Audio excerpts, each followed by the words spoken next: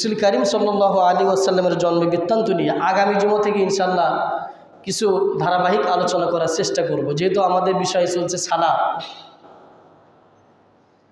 ধারাবাহিক আজকে আপনাদের সামনে সালাত নিয়ে আলোচনা হচ্ছে। সালাতের আজকে আপনাদের সামনে 9টি জুমা আপনাদের সামনে আজকে দিয়ে আমি আলোচনা করছি সালাত নিয়ে। আগামী জুমা থেকে আমি বিশ্বনবী মুহাম্মদ সাল্লাল্লাহু আলাইহি ওয়াসাল্লামের জীবনী নিয়ে কয়েকটা আলোচনা করব। এরপর আবার সালাতে চলে যাব। এখনও সালাত শেষ করতে মিনিমাম 10 থেকে 12 জুমা লাগবে। এখনও অনেক বিষয় বাকি আছে সালাতের।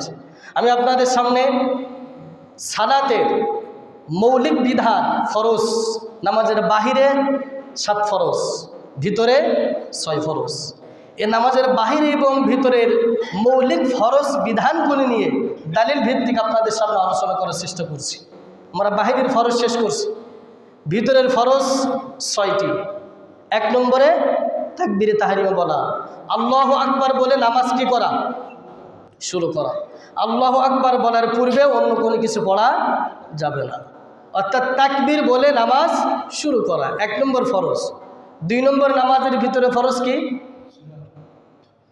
মনে আছে আপনাদের? দাঁড়িয়ে নামাজ পড়া। কি করা? দাঁড়িয়ে নামাজ পড়া।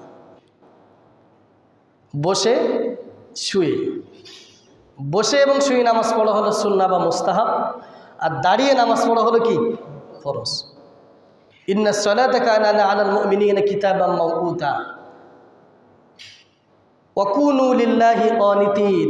এভাবে আল্লাহ পাক বলছেন, তোমরা আল্লাহর সামনে দণ্ডায়মান হও দাঁড়িয়ে আল্লাহর সিজদা, আল্লাহর মহত্ব, গুরুত্ব, ফজিলাত বুঝে সিজদা দাও। এরপরে 3 নম্বর হলো কেরাত পড়া। কি পড়া? কেরাত পড়া।